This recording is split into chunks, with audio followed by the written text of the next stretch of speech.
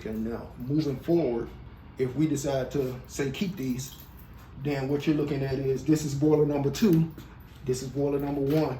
You would actually want to replace the tubes off inside boiler 1 to actually bring them up to date with boiler 2, which we have replaced the tubes on already. So you want to definitely replace the tubes in here.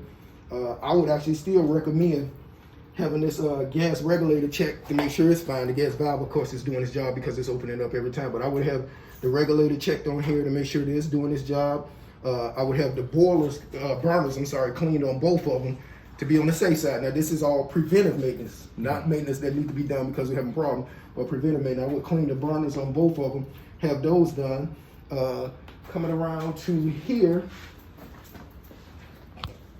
there's a problem with the screener off inside here, so I would look at having this here actually replaced, and replace and or rebuild that pump that's on that side.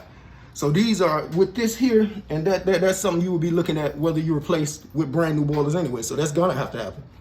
Yeah, so I would definitely do that. As a side note, if you wanna take it even further and get more in depth to it, maybe go to each unit and change thermostats. But if you do that, that's something you're gonna have to do if you get brand new boilers too. So to get everything up to par, this is outside of the scope of buying brand new boilers. We're gonna have to do this anyway. Oh yes. This is just preventative maintenance and to keep everything functioning anyway. Right. These pumps will stay here. These pumps are not getting changed out unless we come rebuilt.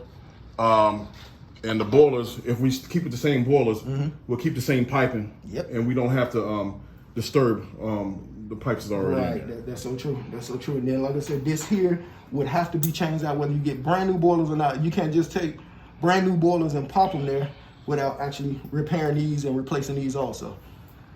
So if we change all the tubes, clean out the boiler, basically rebuild the simple boiler, and we should be able to go for a couple more years. Oh, yeah. At a minimum 10 to 15 probably. I can see that. Or longer. This is here for 30 years. I can see that these are simple boilers with, simple mechanisms on it, It's so many different ways you can go to just say replace the boilers. You're replacing just this box.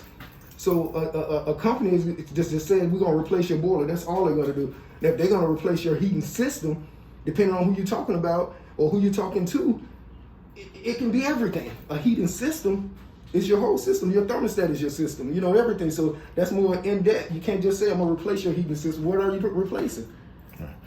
So the physical shape of these boilers, are they rusted out anywhere besides the tubes that we need to replace?